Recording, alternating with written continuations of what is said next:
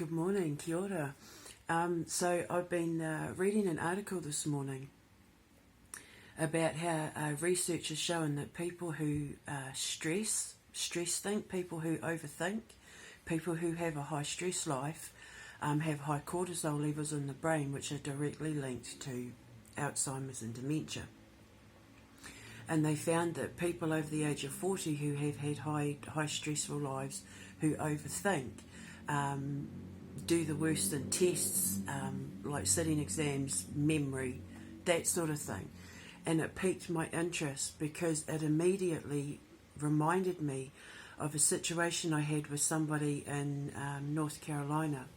He was a Marine, and his grandparents raised him, but they were his parents. And he was, the father was dying of, complications with dementia, and he was in a coma. And I was asked to communicate with him because I sit with a lot of dying people who are unconscious and in comas and things like that, and pass on messages. So I did this. I passed on the messages, and it's well documented, and everyone was over the moon because basically he was just waiting for everyone to arrive at his bedside so that they could all be together when he took his last breath. And I was with him for days. And the last time I went to North Carolina, I was talking to my friend who was a Marine, the one who I made the rain stop for. I'll put a link in the description box below because I've actually got a video of me stopping the rain. I did it a few months ago. I was in my undies and t-shirt too, standing out the front, yelling at the not yelling at the rain, but politely asking the rain to stop. But I'll put a link in the box below. But he's the one that said, well, if you think you can stop the rain, stop it. So I was like, blah, blah, blah, blah, and it stopped. So the last time I went to see him, I was staying with him and his family. We were talking about his grandfather's passing, and he mentioned something that absolutely just like triggered in me, and I just became fixated because he was talking about ghost memories, his dad's ghost memories. And because at that time, this was like December of 2017, I'd already started working on my theory about time jumping and time bends and time slips. I was in the very early stages, and I found this ghost memory thing absolutely fascinating. So I sat with him and his family, and for about 2 hours I had a list of about 50 questions that I constructed, where I came across my own basic theory about the causes of dementia and what ghost memories really are and things like that. At that point, I had just started getting into, being fascinated with psychology and that, because I was starting to be introduced to the theory or the concept that the conscious and subconscious mind were two completely different things, and that our connection to the spirit realm, or, how we see the dead and ghosts and blah, blah, blah, like it was all starting to formulate what is now quantum magnetics. And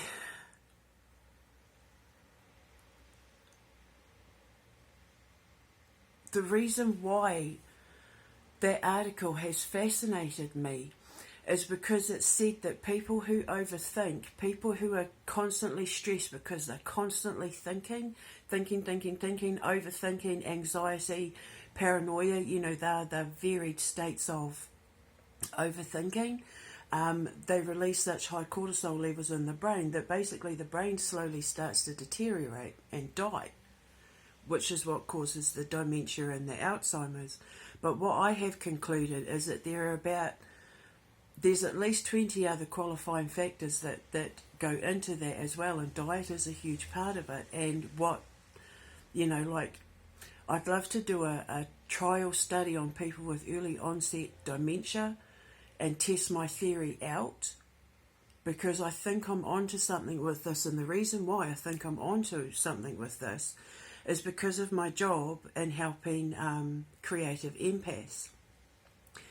Aside from everything that I can do, the one thing I know I can do is I stop overthinking in creative empaths. I have the ability to help the creative mind see things from a different perspective that bring balance to their subconscious and conscious mind. Because of the fact that my ex-husband, the father of my children, in 2003, he was diagnosed with mania, manic depression, borderline personality disorder. They said that he could go one of two ways. He could either be like a cult leader / psychopathic serial killer, or a creative genius. And the whole creative empath theory came about for me because of him. He's the reason how, he's why I came up with this whole creative empath understanding and the importance of helping them bring balance, so that, because one of two things happen: you either go mad, like, you know, your Van Goghs and your what's his name, Edvard Munch, and, you know, like that painting he did, The Scream. You know, a lot of people contemplate, is he holding his head because of the asylum, the mental asylum that was in the background of that painting, or is he holding his head because he's losing his mind? Because artists especially have a capacity to lose their mind. Like, creative empaths have a really easy ability to lose their mind. Losing your mind is the inability to think straight, to think within like a balanced construct of like your psychological or your subconscious conscious balance.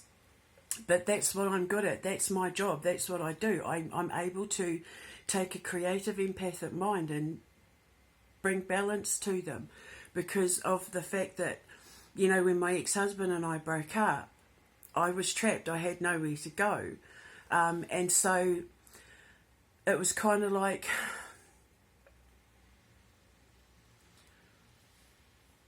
I can either let his violent mood swings and his mania and that destroy my life, or I could look at it from a completely different perspective, and instead of seeing how what he was going through as being like and having an effect on me, I completely removed all emotion from it and looked at it from the perspective of, he was a man who was afraid. He was a man who'd been triggered in life by a lot of childhood trauma, childhood abandonment, that sort of thing, and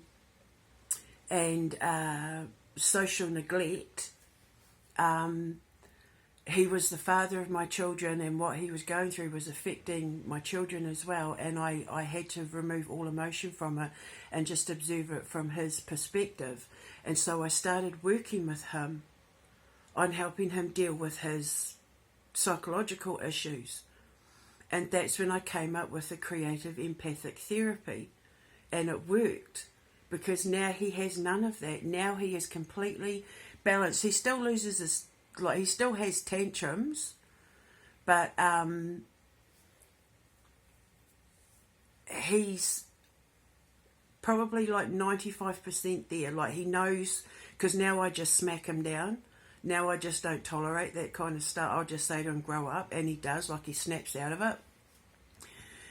But it's only because there's still a little shadow in there where it's conditioning. You know, like, he's in his 40s, and he's gone like over 40 years of his mind being used to thinking a certain way. So there's like a conditioning in there, but he is removing it, and he's doing fantastically well. And the thing is, the therapy that I gave him triggered his ascension, and he had his ascension before I did. So when I had my ascension, he knew exactly what to do, because I knew what to do when he had his. And that's why when I had my ascension, he didn't judge me, and he didn't leave me. He didn't, you know, he stayed by my side, because he understood what I was going through. So when I was going through my shadow phase, when I had those 10 days of being in my shadow and having to decalcify myself from all the negative aspects and people and thoughts and feelings from past lives and childhood, you know, right up to present life, he was just like, what do you need me to do? And I said, I just need complete isolation, because I've got to, you know, try and stop this madness that was in my head. But it was then helping me starting to realise that ascensions are like a decalcification of the shadow. And it's the shadow that you carry from other people, the shadow that you carry from your past lives, from your childhood. And by shadow, I mean things that you've absorbed that don't necessarily belong to you, because as a creative empath, you pick it up from the environment around you. So even like historical places and that's why I get social anxiety. It's not because I don't like people or I'm afraid of people. It's because when I'm around other people and I can't control who I'm around, I absorb the energy and I can't control it because it's not mine. And when you can't control the normal balance of or construct of the voice of logic, doubt and reason, that's when anxiety or mania or stress or, you know, that heightened release of cortisol comes in, and you have that panic or the anxiety or the overthinking or the paranoia or the anger or the, you know, the, like people with bipolar act on instinct. They'll act without thinking. They'll be completely irrational. They'll think something's really good at the time, and then they'll do it, and it's not until after they've done it they realise, oh my God, what the hell have I done?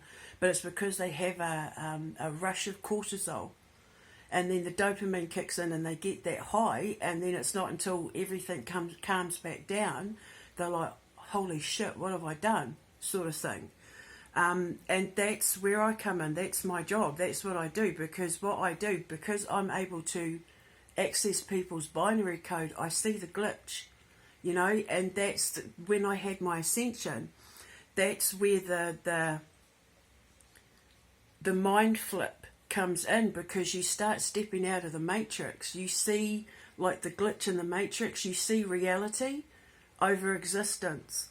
Because you're ascending and you're moving to a higher plane of existence in your conscious mind, it brings an imbalance in on the subconscious mind, because you start to see the glitch. Like, hang on a minute, this whole time I've been thinking this was this, and it's not even. Or this whole time I thought this person or this job or this situation or this thought or this belief structure or whatever was like normal and acceptable in society, until you have your ascension and you step out of the matrix and you realise that you've been living a completely fabricated existence within the normal constructs of society. And that's why people who ascend end up getting rid of 99.9% of everyone and everything in their life. It gets removed from them, because when they step outside the matrix, they see the glitch in the code and they can't be a part of it anymore, because if they step back into it, it immediately, you know, unbalances them again. And you go through such a manic form of torture when you're in your shadow self, that's what is the tipping point between whether you go mad, whether you kill yourself, whether you turn to drugs and therapy, or like you do what I do. I've found an alternative way to stop people from killing themselves by teaching them a different way to think. I help like recalibrate the balance between their subconscious and their conscious mind. So now I understand, in saying all of that, why it's important that I build my studios, because if I can get to these kids young and recalibrate the way that they think, then I have a high probability of eliminating any chance of them getting anything like dementia and Alzheimer's when they're older.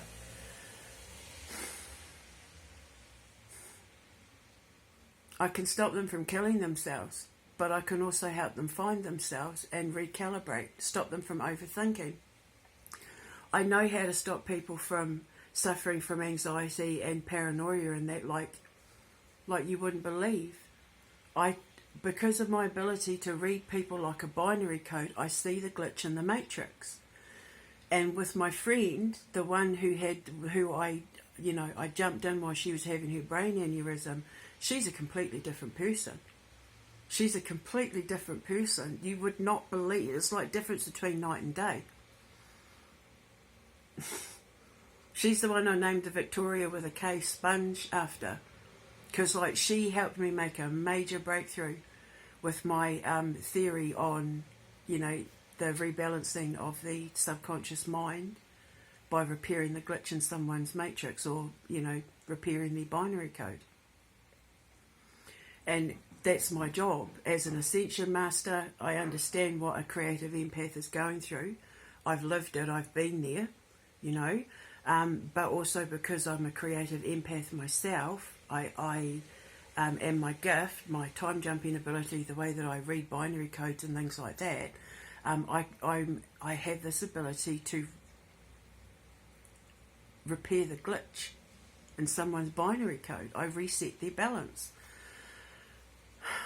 My ex-husband is now having his third art gallery showing. It took me 20 years to get him to show his paintings and that to the world, and he's finally just now starting to get slowly the recognition he deserves as an artist. But I've been doing it with musicians and writers and that as well. One of his best friends, who is an incredible writer, he's one of my favourite authors. He wrote I end up like, I'm a muse for people. I've had a couple of books dedicated to me now because of, me being able to help the creative empath, and so I get thanked in books and things like that. And he's writing this horror story that better than Stephen King and James Herbert combined, and I worship the ground James Herbert walks on. And so it's made me all the more determined now to build North Star Studios, because if what science is saying is true, and my principal theory is, if I can recalibrate the balance between a creative empath's conscious and subconscious mind, I should be able to deter dementia and Alzheimer's for them, as well, for the simple fact that a high part of what I do is changing people's diets. And my food is magic food. It's all sugar-free, sugarless, because sugar-free implies artificial sweetener. There's no artificial sweetener in anything I touch. That's the devil. That calcifies your pineal gland. Same with fluoride.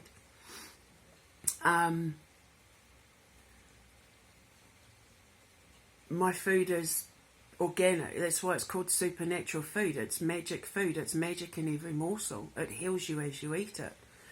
And some of my recipes are for the aid of brain function. I think my cauldron cake that I made is for, neurological conditioning to strengthen your brain. So, yeah, I just thought that was fascinating. The ghost memory thing, I totally think I'm onto something with that. I would love to do trial studies on people with early onset dementia and test it out, because